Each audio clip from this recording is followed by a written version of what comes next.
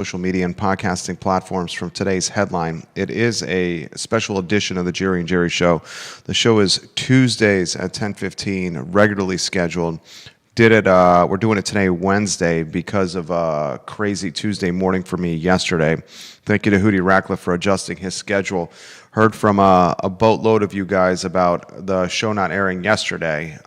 So we are airing it. We're excited to do it today, especially after the victory against the Florida State Seminoles, which was a monumental win for Tony Elliott and this University of Virginia football team, one of the most significant victories in Virginia football history. And that's not hyperbole, folks.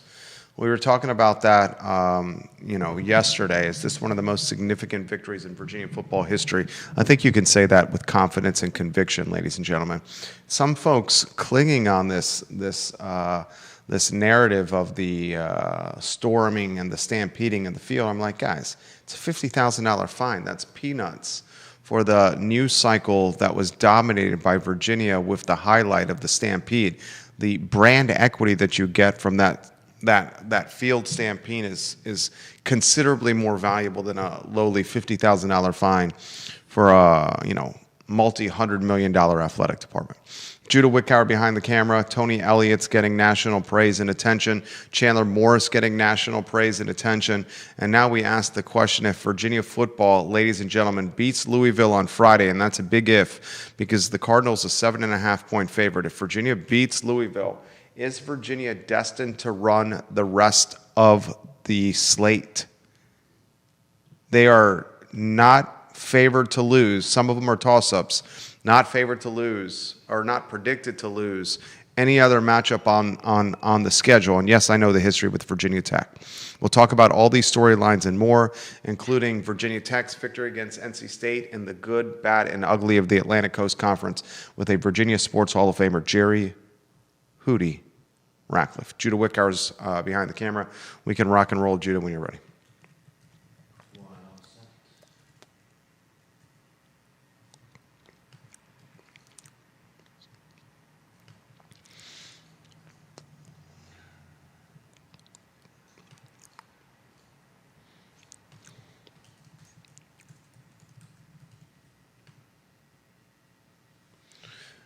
Welcome to the Jerry and Jerry Show, guys. My name is Jerry Miller. Thank you kindly for joining us. We are live on every social media and podcasting platform possible. This show is archived wherever you get your social media and podcasting content as well, so you, the viewer and listener, can enjoy the Jerry and Jerry Show at your leisure. A lot we're going to cover on today's program. A special edition of the show. Generally, it airs on Tuesdays at 10:15 a.m. Today is Wednesday. My Tuesday morning yesterday slammed busy, and fortunately we have a fantastic Virginia Sports Hall of Famer who is able to do the show today. A lot on today's docket, ladies and gentlemen, including the University of Virginia shocking the world with a victory against the Florida State Seminoles, one of the most significant wins in Virginia football history, period. A victory that has Tony Elliott earning National Coach of the Week recognition, has Chandler Morris, the quarterback, on short list at a national level, and has some pundits asking this question: if Virginia beats Louisville on Saturday on the road at Louisville, if they get this win, can Virginia rattle off the rest of its schedule unblemished, which would undoubtedly lock its place in an ACC championship contest and a berth or an opportunity potentially into the college football playoffs? I know a lot of cards have to fall the right way for that to materialize. Still, it's a fantastic talking point for a talk show, and it's crazier things have happened, guys. Crazier things have happened. Judah Wickower behind the camera. Let's welcome the star of our program, Jerry Ratcliffe, the Virginia Sports Hall of Famer, the namesake of JerryRatcliffe.com. Goodness gracious, what a game to cover, Hootie. It was fantastic, and the whole week leading up to that game, there was something in the air. It reminded me a lot of 1995 and 2005. You could just feel like that there was a very good chance for the potential upset, and the fans bought in. The players obviously bought in. the atmosphere was electric.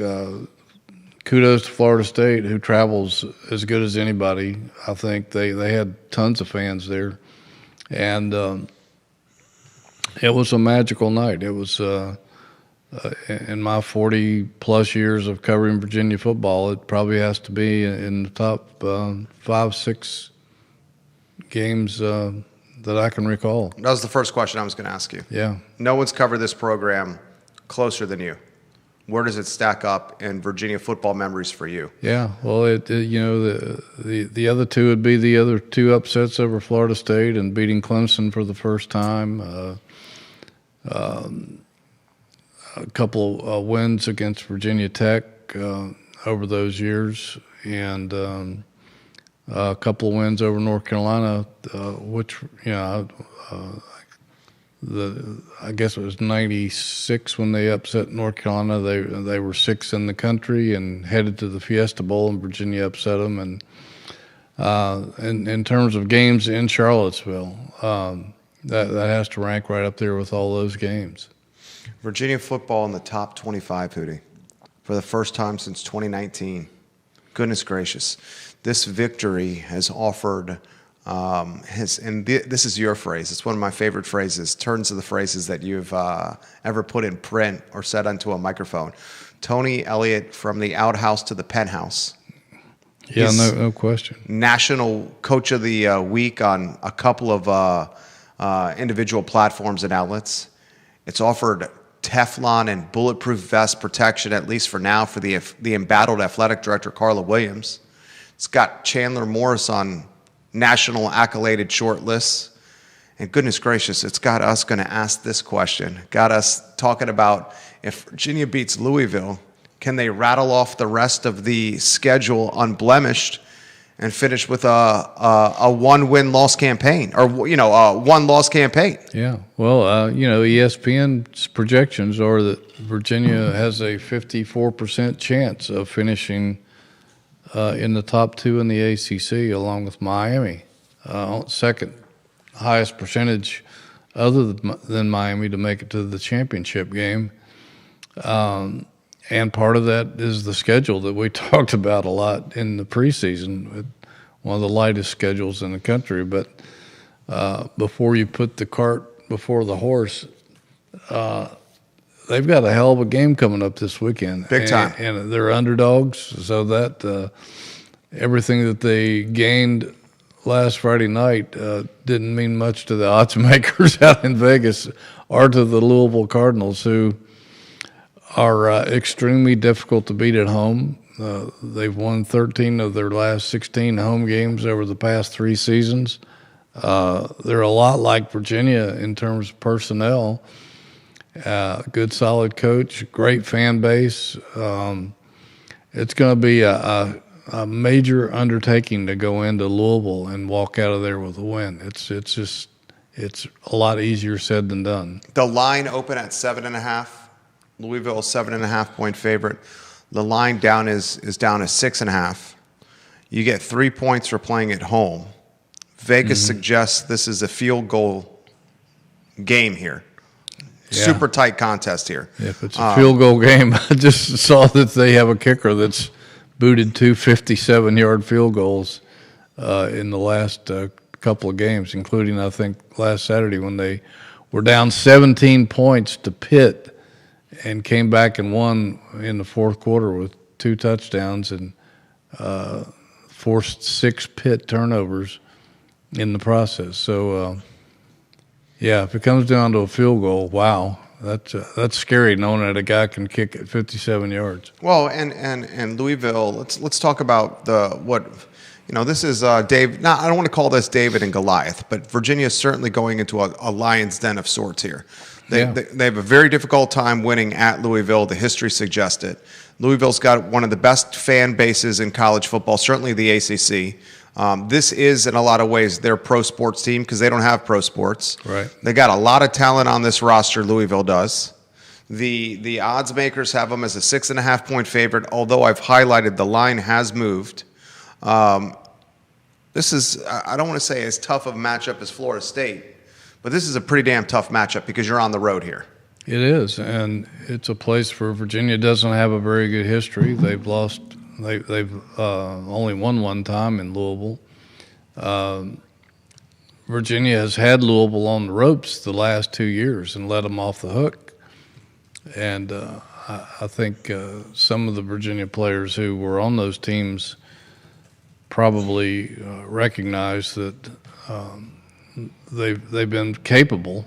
They just haven't pulled it off. They've sometimes beaten themselves with bad decisions. They had a punt blocked last year that ended up giving Louisville maybe the deciding points. And it's just, you're right. I mean, University of Louisville's sports teams are their pro teams out there. Louisville's a pretty good-sized city, and they have a huge fan base for football and basketball and baseball, for that matter. But they it's a tough place to win, and you know, while Virginia was late to the party with the NIL, Louisville's exploited that for 3 years in a row now, with particularly in the transfer portal. They've had a huge turnover for 3 years. I mean, look what their basketball team did.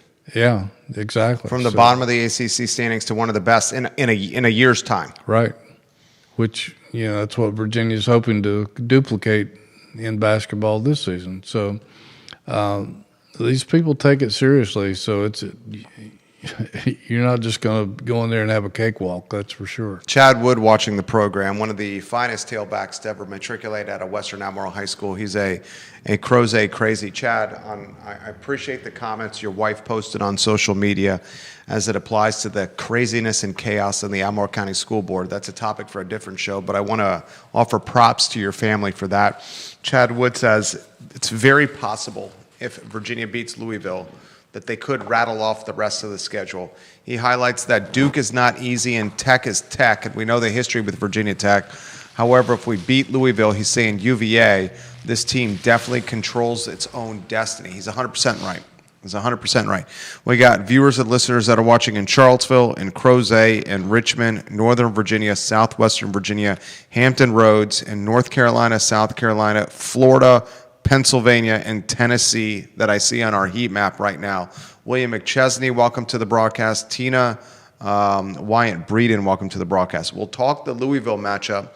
First, let's celebrate Florida State. Let's X and O's Florida State. Let's figure out what the blueprint is for Florida State against Florida State and see if it can be replicated. I guess the Florida State matchup, let's go Chandler Morris first. 3 picks, 2 of them clearly his fault.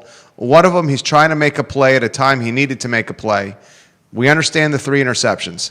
Regardless, Chandler Morris looked like the best player on the field throughout much of that contest and was not just wearing a quarterback's helmet. He looked like he had a red cape on his shoulders at times. Oh, no question. He was terrific. And, you know, had a part in 5 touchdowns.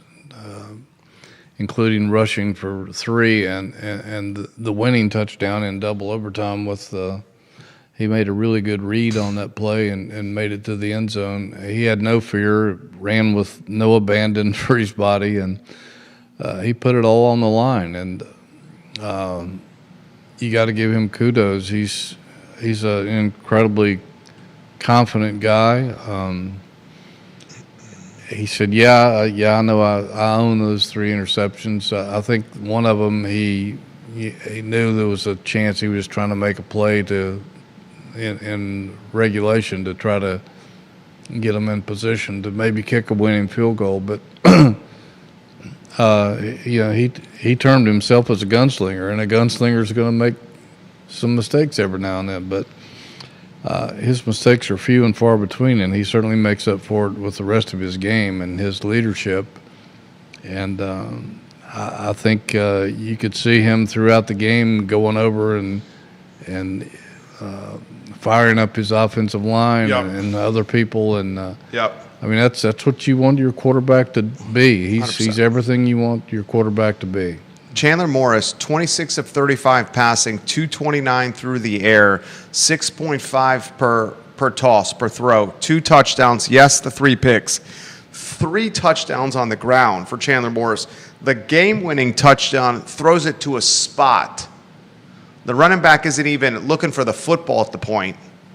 Throws it to a spot. It was one of the most beautiful throws, and I understand it wasn't a deep bomb. But what he did there, throwing to the spot in that scenario, was one of the most beautiful throws I've seen in a long time. Yeah, and to Xavier Brown on a wheel route, Right. It was matched up against a linebacker, and Morris was confident when he saw that matchup that it was going to be a touchdown. And Brown said all I had to do was catch it. Yeah, he put it in his hands. It was perfect. It was perfect. And to Chandler Morris's credit, if you go back to the NC State game, that's the same play to the other side of the field that was intercepted to end the game, the one that he should have thrown away. But that just shows the confidence he has in going back to the same thing and making it work the next time. Comments coming in quickly here. Chad Wood says conversation went from Tony Elliott, does he keep his job with 5 wins, to does UVA run the table? This is why we love college football. He also adds, and missing starters on the offensive line, I might have to eat some crow soon on my take on Des Kitchings and Tony Elliott. A lot of people eating crow, Chad Wood, not just you. A lot of people eating crow. Tony Elliott, your words, from outhouse to penthouse. Tony Elliott goes from close to being hung in effigy to short National Coach of the Week on a couple of outlets and platforms. Yeah. Tony Elliott goes from the least amount of wins in power football in his first 3 years on the job in Charlottesville to, does this guy have a chance to be the ACC Coach of the Year and contend for an ACC championship? Oh, without question. Unbelievable. I think a lot of people are going to be eating crow. And perhaps we've judged all these people too harshly because with the NIL infusion.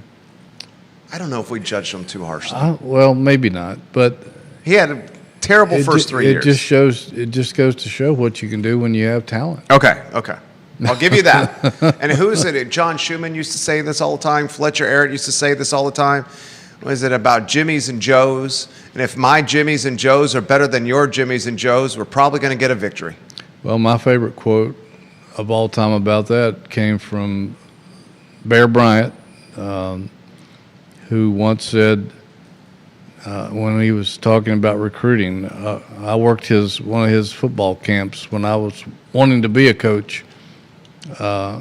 And as just a counselor, and I remember he had us all in a room one night, and he said, let me tell you about recruiting. And he was talking about the importance of recruiting, and this was a long time ago, so it's not as much emphasis on it back then as there is today, but there was in his mind. And he said, let me give you this one question about recruiting. He said, boys, have you ever seen a jackass win the Kentucky Derby? It's thoroughbreds. And Virginia finally has a stock of thoroughbreds. And that just goes to show what you can do when you have talent. And it was interesting, talking to some of the guys over at UVA this summer before the season started, and their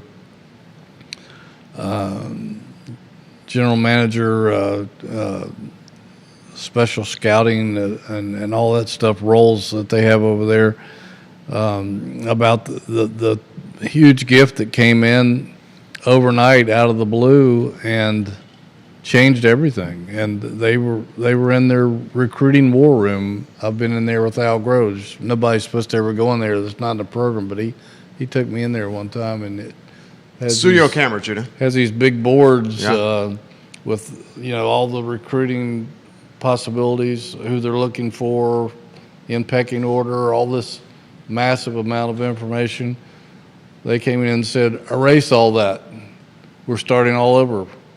And we're not going after those people anymore. We're going after these people, and that just goes to show the difference in that has made in this football program. There's talent everywhere. Bob Sefik watching the program, he says New Jersey is in the house too. There's 8 states right now watching the Jerry and Jerry show. Folks from 8 different states are watching us right now. Tony Elliott, I don't think we were too hard on him because those first 3 years, the least amount of victories. Yeah. The point that you made, and though, there were some mistakes. and a tremendous amount of mistakes. Yeah. Many mistakes. There was even grace offered and empathy offered with the mass shooting and the triple murder. True. There was grace and empathy offered by the fan base. What he's done now, though, is just this completely revamped roster fueled by money and fueled by fundraising contributions. And the question is this: how does he potentially scale this into powerhouse? Can the switch be flipped that quickly, I guess, is the question. Well, we saw it flipped last year in college football with Indiana and a scattering of a few other teams, and we saw it in basketball, like you pointed out, with Louisville and some other people. So the switch can be flipped quickly, but you still have to know what to do with the talent and be able to take advantage of it. And I guess the big question is, and we don't know the parameters because we don't know what's going to happen with college football. We don't know if NIL and rules and transfer rules are going to change or not. There's going to be a cap. Something's going to happen, Yeah. but we don't know what, and we don't know when. And so the process is to do it again. And it seems like the money is there if that continues to be the trend. If it goes back to the old ways and you have to go back to doing things the way they did before, all the huge money became so preeminent, it's a question of whether you can compete if it's not about money. And so that's going to be the big question mark going forward. James Madison watches the program quite often now. James, we love when you comment on the show. He has this comment: as a fan of 46 years, I think this may be the best running back room we have ever had. Every one of them ran incredibly hard against Florida State. Could you guys comment on that, please? Couple things I'll add. He's the Virginia Sports Hall of Famer. First, I'll offer the perspective from the box score against Florida State. 27 carries, 99 yards, 1 touchdown, 3.7 a carry for Jamari Taylor, who looks like the alpha dog in the backfield and the most talented all-around running back. Xavier Brown, goodness gracious, when he comes in, his explosive ability, his quickness, especially with getting to the perimeter and on the sidelines, is showcased even more because he's coming in when the defensive fronts are a little tired from getting beat up a little bit by Taylor between in the trenches, right, in the tackle box. Right. So it makes Brown look better. Then you get Harrison Whaley coming in. Harrison Whaley only got 4 carries for 15 yards, but this guy I think he's the leading rusher from a yard standpoint that's active in college football right now, Harrison Whaley. And then Chandler Morris. Now, I'm not going to go as far as James Madison has said that this is the best backfield ever, because we've seen some Pearmans, some Joneses, some Womacks, some Lundys, some even Michael Johnson from Heritage, the 5-star, who didn't live up to his expectation, but still a great guy to come off the bench. We've had some talented backfields before. This one's pretty damn deep, though. No question. And you forgot Noah Vaughn, who's back this week, who, in Tony Elliott's view, is the best all-around back on the team because of all the things he can do. So certainly it's an incredible backfield. And to have 4 backs like that and to be able to use all 4 of them is a dynamic that most teams will never enjoy, that kind of a collection of that kind of talent. I would hesitate to say that it's the best backfield or best running back room ever because At one time, you had Tiki Barber and Terry Kirby and Thomas Jones. Right. I don't know if they were all in the same room at the same time, but they certainly I think they missed each other. Kirby missed them. I know Kirby and Tiki were on the same. Oh, they were the same? I think so. Okay. And Kirby, I guess Kirby and Jones maybe. I thought they missed each other. Maybe you know this better than Yeah. I thought they missed each other by a year, but you know this better than I do. Well, I know a couple of them played together, and then Barry Word and Howard Petty, and they had a couple other guys, Marcus Washington, Womack, Pierman, Lundy, as you mentioned, decades. But this, and I don't know, these guys are really great collectively. I don't know that any of them will amass the numbers or the professional career that some of these other guys went on to have. Maybe Taylor's a pro tailback. Maybe. Yeah. Maybe. Yeah. And perhaps others. Depends on what happens. But collectively, they have been awesome. They complement each other so well. Yeah, I mean, and the numbers they're putting up as a rushing offense are at this point unparalleled in Virginia football history. I think so. It's certainly a great problem to have, and who you want to give the ball to, because any of them can take it to the house, it seems like, at any given point.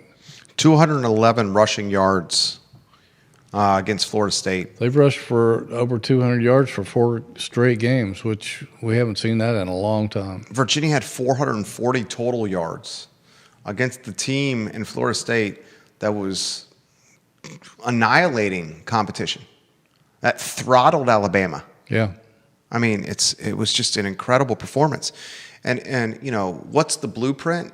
Let's talk offense. To scale the blueprint against Louisville, it's clearly establish the run.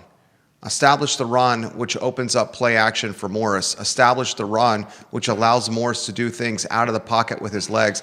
I got to give Morris even more props. Like, I knew Morris was going to be super heady. He's a coach's son. He had statistical production throwing the football. Mm-hmm. I didn't realize Morris was as quick and as athletic as he was. Yeah. I said more so than Calandria. It's deceptive. Yeah. Deceptive. Yeah. No question about it. And I mean, his passing numbers are making some noise in the NCAA statistics as well. But he's the key. I mean, he's just so smart, and like you said, a lot of that goes back to being a coach's son. And but he has talent. I mean, he has a lot of talent. And I mean, Chandler Morris. If Chandler Morris is 4 inches taller, 5 inches taller, we're probably looking at a first-round draft pick. Yeah, I don't think there's any question about that. His size may be held against him, but there's some guys that Drew Brees, his size, who have made it in the NFL. But he's so heady, and he makes such good decisions the majority of the time. A lot of those, I think, runs for touchdowns were reads. 100%. And some people aren't capable of that, and he finds his receivers. He's always one of the good signs of a good quarterback is when things break down and they have to go off script. Is he keeps his eyes downfield, and a lot of guys are not capable of that. They get happy feet and they just want to run for the sidelines, but he keeps his eyes downfield, and he has a good knack for finding open receivers and making a play, and that's something I don't think you can coach, maybe to a degree, but a lot of that just is natural ability and focus. Yeah, I mean, what's the blueprint here against Louisville? What can you scale from Florida State and blueprint for the rest of the season? Well, I think Virginia believes that they can win a shootout with just about anybody. And I thought the defense made a couple of steps forward this past weekend against the nation's #1 offense. Because you knew Florida State was going to make some plays, and they had some dynamic personnel as well. Again, I don't think Castellanos is an elite quarterback. I think he's talented and really good, but I don't. I think there was a lot of hype around him that I'm not convinced. But that big wide receiver they had, I don't know why I don't know why they didn't throw to him more often, because he's a playmaker. He's a grizzly bear. He is a grizzly bear. I mean, he was an effing specimen. Yes. Like, he is a tight end body, but wide receiver speed and quickness. And you know why Lincoln Riley wanted him really bad. Yes, this dude is 6'6", 225, people. And he can run. And he could run. That guy's a pro wide receiver. Yeah, well, they couldn't we'll stop see him for a long time in the NFL. So I thought Virginia's defense did great, and Tony Elliott said something yesterday that I think was overlooked by a lot of people, is that those two fourth down stops they made turned out to be huge. He thought it was the difference in the game, because that was two more times that Florida State could have had the ball and have scored. So they've started to get better on that side of the ball, and that's bad news for everybody else. Because the offense, I think it's just going to keep clicking, and I don't see them changing a whole lot in their approach to Louisville. I think they're just going to keep trying to do what they've done. It's been a winning formula so far. Louisville's got a lot of talent. I mean, they've got an offense that's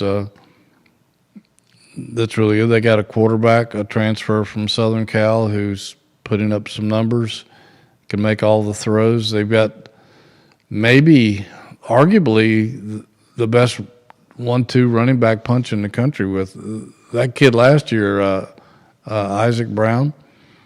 He just ran through Virginia like butter. 100%. And I remember riding in the media shuttle back to the parking lot after the game, and along with some of the Louisville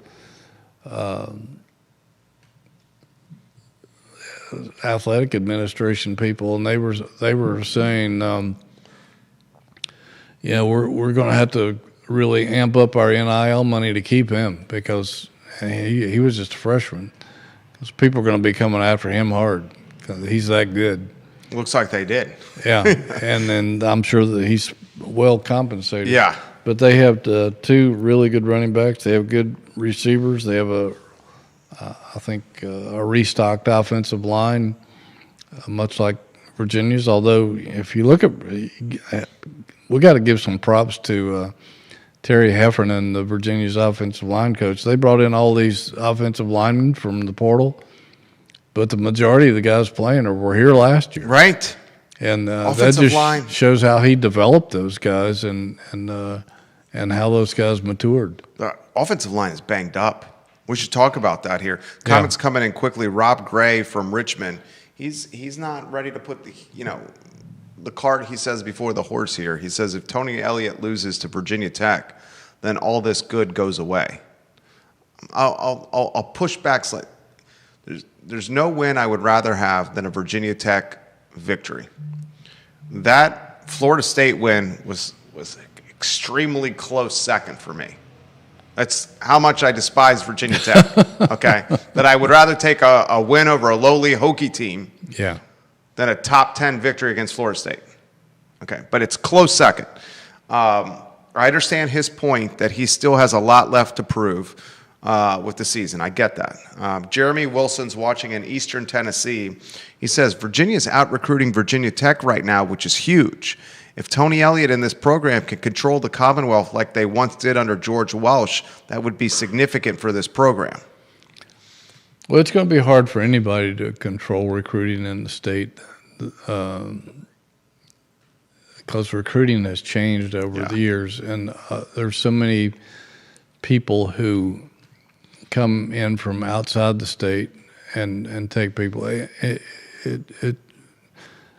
Schools recruit more nationally and outside their 4-hour drive zone, so to speak, than they used to. But it is significant, and they do need to try to keep some of the better players from the state at home, which Virginia and Virginia Tech have not done a very good job of the last few years. Like the kid from Louisa who's going to Michigan, and they've lost a great running back to Ohio State a few years ago. There's always people trying to raid your pantry, so to speak. But Virginia is out recruiting Virginia Tech in the state right now. He's exactly right about that. And they need to take advantage of that and see if they can strengthen those ties with the high school coaches around the state. They've given kids a reason to stay home if they can continue on this course.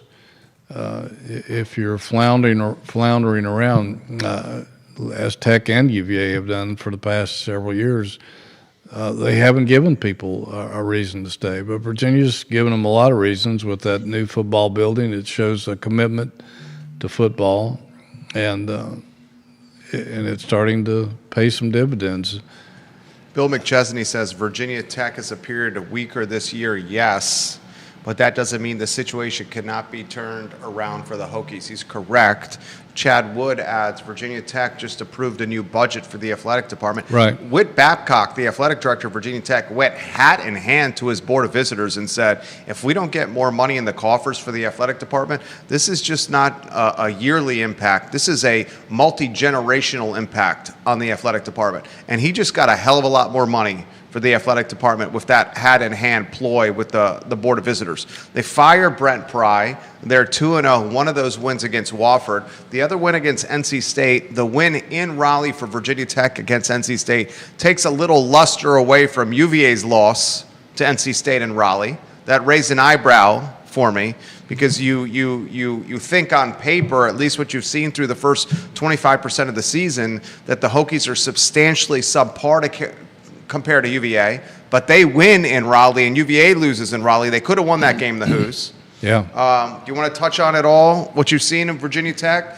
Yeah, I think the fact that they listened to the pleas of the athletic department it was major because they had fallen behind like Virginia fell behind, and money is the cure. And unfortunately, Al Groh, when the ACC expanded with Miami and Tech and some of those teams from the Big East years ago, he went to his administration and said, we've fallen way behind, and if we don't make some steps here, we're one misstep away from Duke, and Duke at that time was hapless. And John Oliver told me years later, he said, we should have listened to Al, and we didn't, and we're paying for it. And they did become Duke, essentially. And so, yeah, I mean, they pumped, $225 million into their athletic program for the next 3 years, I believe. Part of that is through student fees, which a lot of people aren't crazy about. But, Virginia just showed what you can do when you infuse your football program with money. In the Hardy Football Center, the nutrition and all that stuff that goes along with it, acquisition of talent, investing in scouting and those kind of resources, it makes a difference. We're kind of in a pro football mode, and if you want to be good, you've got to spend the cash to upgrade every facet of your football program. Stephanie Wells Rhodes watching in Keswick. She says, we played to win. It was a magical night in Whoville. Absolutely, Stephanie. Mark Scott watching the program. Mark Scott says, now we need to whip North Carolina. He highlights that as maybe the roadblock on the schedule after Louisville. I'm with him there. I'm with them there. At North Carolina and Chapel Hill, never easy. I think it's going to depend on what Carolina does between now and then, because they have to play Clemson this week. And the loser of that game is in dire straits. If Clemson loses that game, maybe Dabo Swinney gets fired. That's a tough call after what he's done. Multiple there. national championships. But, Carolina's had some players leave the program, as has Virginia Tech. Virginia Tech's got players starting at major college football pro. Virginia Tech's best defensive back from last year is a key contributor on LSU's secondary right now. And he's maybe the best defensive back on LSU's football team. Yeah. Was it Stephanie that said we play to win? That was Stephanie, yeah. Yeah. One point I'll interject there is something that resonated with me that Tony Elliott said yesterday, was that he knew things were different when they walked out of the tunnel Friday night, because he said he's been in that situation many times before, and he said he's seen teams wilt because they've lost to the logo. And he said when we came out of the tunnel, we were focused and looked straight ahead, and there was a different look in their eyes. And so they were not intimidated by Florida State, and that's a big part of it. And so good point that she made. 100%, Stephanie. And I think a lot of that is the moxie of Chandler Morris. I agree. And a lot He's of these unafraid of the moment. And a lot of these veteran players. Yeah. Because, we also said, how's Virginia going to handle success? And he said leadership. And he said, we've got guys in here that have played for Alabama, Notre Dame, Ohio State. Yeah. And they've been there. Yep. And they know how to handle it. And we're leaning on their leadership to guide us through this. So absolutely. Yeah. Absolutely. Upside significant, folks. Keys to the game for you with Louisville. I think they just got to go in and play Virginia football, power football, and try to control the line of scrimmage and run the football and keep Chandler Morris clean. I think Louisville is going to come after him hard and try to test him like he hasn't been tested this year in terms of the physical part of it. I think they're going to get after him with everything they've got, and I think they're going to have to protect him and give him time to find receivers. And a lot of that's going to go to the running game and whether they can control the line of scrimmage. And defensively, against a running attack like Louisville has, they can't get shredded in the A-gaps like they were last year and give up big chunks of yardage to their running backs and make their quarterback beat them with his arm. And then, if it comes down to special teams, they just can't make mistakes. Last year, that blocked punt killed them. Yep. No missed kicks with Betridge. And that's important to have Daniel Sparks back this week. They weren't confident to say that he was definitely going to be back, but it's going to be important to have him healthy, and because Louisville has a dynamic punt return guy, I think he's number one in the nation. So you want to try to make him be uncomfortable and not give him just clear paths or easy catches to make big returns with. The mayor of McIntyre, William McChesney, says, look at what Anthony Calandria is doing. And I'm looking at Calandria now. He's having a terrific year. Banner year. Yeah. UNLV is 4-0, unblemished. Calandria is the clear-cut starter. He's completing 72% plus of his passes, 8 yards per pass. He's got 8 touchdowns, only 3 interceptions. His quarterback rating is off the charts, 164.2. Calandria has also carried the ball. The guy has the most carries on the football team, Calandria, 46 versus 45, the starting running back. Calandria has 229 rushing yards, 5 yards a carry, and another touchdown on the ground. He's having a banner year, and I could not be happier for Anthony Calandria. Yeah, me too, but I'll take Chandler Morris. I'll take Chandler Morris any day as well. I'm with you 100% on that. around the ACC, you talked about this Clemson-UNC matchup. This is crazy. The Clemson Tigers are at the bottom of the Atlantic Coast Conference. I mean, when did you ever think those words would come out of your mouth? Especially with where they were preseason picked. A lot of people had them winning the national championship. Winning the national championship at a down ACC, steamrolling the conference, getting the college football berth. They are in the basement of the ACC. It's one of the biggest mysteries in college football to me. It's hard to believe that we're talking about that. It's crazy. North Carolina, we knew that was going to be a grand experiment. We didn't know if it was going to be a resounding success or a big flub, and right now it's a big flub. And those two go after each other this week. And I think in Chapel Hill, I believe it. I'll confirm. I'll confirm on that. Chapel Hill. 2-2 overall UNC, 0-0 in conference play. First conference game.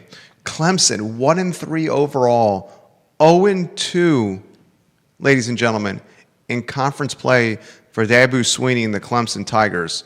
I never thought Clemson would be in this position. The Death Valley, it is in Chapel Hill, by the way, 12 o'clock kick. The Death Valley fanatics are calling for Dabo Swinney's head.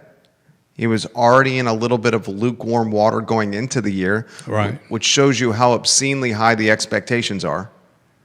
He loses to North Carolina. Hootie, he is 1-4 and 0-3 in ACC play. That's mind-boggling, and I don't think they've ever won less than 9 games in his tenure there. So that goes to show you the standard that he's set. And it just shows that anybody can get the axe under any circumstances. And so it's I don't know. There's no explanation for it that I can see. They've recruited well throughout all this. They have ungodly facilities down there and support. Have a good quarterback. I'm not sure he's as good as advertised, but they were supposed to have one of the best defenses in the country, and it certainly hasn't lived up to that. And I don't know. I have no answer for what's going on down there. I've talked to people that I know down there, and they're just they can't figure it out either. It's just mind-boggling. On the flip side, the Ramblin' Wreck, Georgia Tech, atop the conference, top 25 football team. And they had to come from behind last weekend to win. Right. That was a dogfight. Was that Wake Forest? Yeah. That was an absolute dogfight. I didn't see that coming. 5-0, 2-0 in conference play, Georgia Tech. Are they your clear-cut best team right now? Or you still give it to Florida State? Well, I'm looking at Miami right now. That's right. Miami's got tons of talent. Miami's your best team. They've recruited really well. Yeah. And Cristobal has. He's good. He's done a terrific job in turning that program around, and I wondered if he could do it, but he's finally seems like he's got things under control down there and back into some kind of normalcy, which is good for the ACC on a national scale. But I would think they're number one, clear cut. Georgia Tech, Virginia, Duke. Even though SMU's had a couple of losses, they've lost to really good football teams. Again, don't go to sleep on Cal. They're 4-1, and Virginia's got to go out there. And we talked before the show started today that they were a lot like Virginia last year, and they lost a lot of one-score games. I think they were 1-4, maybe in one-score games last year. So I think they're better than people gave them credit for. What a wild time. Virginia's got Louisville 6.5 points that line at now, and open at 7.5. And Louisville's undefeated. Yeah, Louisville's good. I'll tell you, ACC is much improved. Much improved, and we thought they would be. 100%. It's much more balanced now. It's not just Clemson. What's in the hopper at JerryRatcliffe.com? Well, it's Virginia Louisville. Lots of stuff about that. We also have a story up this morning about Virginia. Ryan Odom just had a really nice recruiting weekend. I guess those guys probably went to the Florida State game. The nation's number one center, 7'1", 300-pound Arafan Diani visited. He's down to his final 5. I heard he had a good visit. And 6'8" Latrell Almond from Petersburg, who Ryan Odom and his staff has tried to recruit since he was in the 9th grade, was here on an official visit too. He's top 30 in the country. Can you imagine if they land that front court combination? That would be pretty. That'd be a professional front court. Yeah. I mean, you got towers everywhere. I mean, Diani is. You talk about a man. Yeah. 7'1", 290. He's like an oak tree in the middle. That's of a the grizzly bear. Yeah. Playing college basketball. He's a game changer. Right. And so, a lot of people say, well, why would he come here? Well, that's the only ACC school that he's in his Final 5. And so maybe he's heard a lot about the ACC, even though he's from Africa. I'm sure he's talked to a lot of players in this country about how good the ACC can be. And it looks like ACC will be a little better this year. And then Almond is a really good player too. So who knows? In this day of NIL, anything's possible. Anything's possible. And I'll close with this. The money has almost sickened me with what it's done to college sports. But if there's any glasses half full from the money, is it's able to make Virginia, when it comes to football, relevant. Right. Because they got a boatload of it. They got wealthy alumni. We all know that. And they got a money infused, and as a result, maybe turned around a program from the bottom of the conference to contending for a conference championship. Now, somebody said, I guess it was it last summer? I guess it was not this past summer, but a year ago summer, when they passed some kind of state legislation about money and athletes and payrolls and all that stuff.